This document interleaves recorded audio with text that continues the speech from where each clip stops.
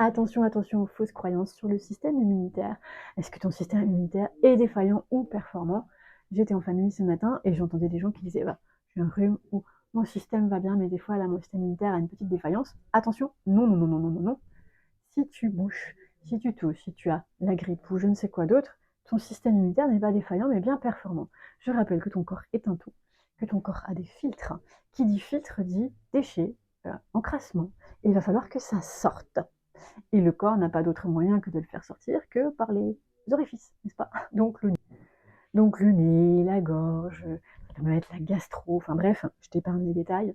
Le corps va trouver une manière de sortir et de se nettoyer. Donc il est ultra performant, d'accord? Et non pas défaillant. Donc tu n'es pas malade. J'aime pas trop ce terme parce que malade, c'est dans le sens où je suis défaillant. Ou d'autres vont dire le mal a dit.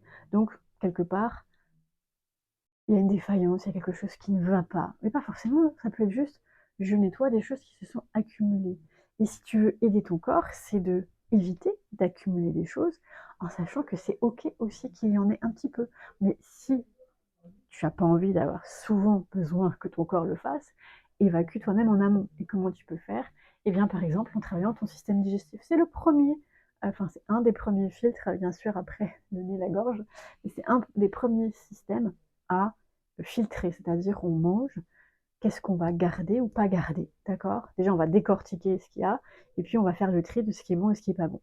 Je rappelle, et tu peux aller voir la vidéo sur le sujet, que digérer, c'est aussi digérer les émotions et les pensées, la vie. Donc il y a un lien, tu ne peux pas faire abstraction de ces trois dimensions. Après, ça a le droit de ne pas t'intéresser, mais les trois dimensions sont reliées. Donc quand tu évacues, tu peux évacuer l'alimentation peut-être trop grasse, mais surtout, tu vas évacuer des émotions et des pensées. Voilà, c'est 80% pensées et émotions et 20% alimentaire. On en reparlera. Quoi faire? Le mouvement, par exemple, de bascule du bassin que je fais faire très souvent. Donc tu bascules ton bassin. Et dans cette posture, tu vas monter ton genou droit, genou gauche, tu vas le monter vers l'extérieur, au centre.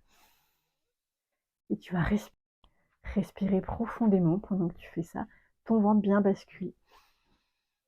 Pourquoi? Parce que quand tu fais ça, tu travailles les muscles profonds. Et les muscles profonds, je rappelle, sont reliés aux organes digestifs, même les superficiels, mais les profonds, il faut les travailler, sinon les superficiels ne peuvent pas travailler correctement. Et donc, tu vas pouvoir travailler ton système digestif, et à partir de ce moment-là, tu vas pouvoir éliminer correctement. Et donc, tu peux essayer cet exercice à faire régulièrement 1 minute, 2 minutes, hein, c'est pas long, et m'en dire des nouvelles, ou te commander une série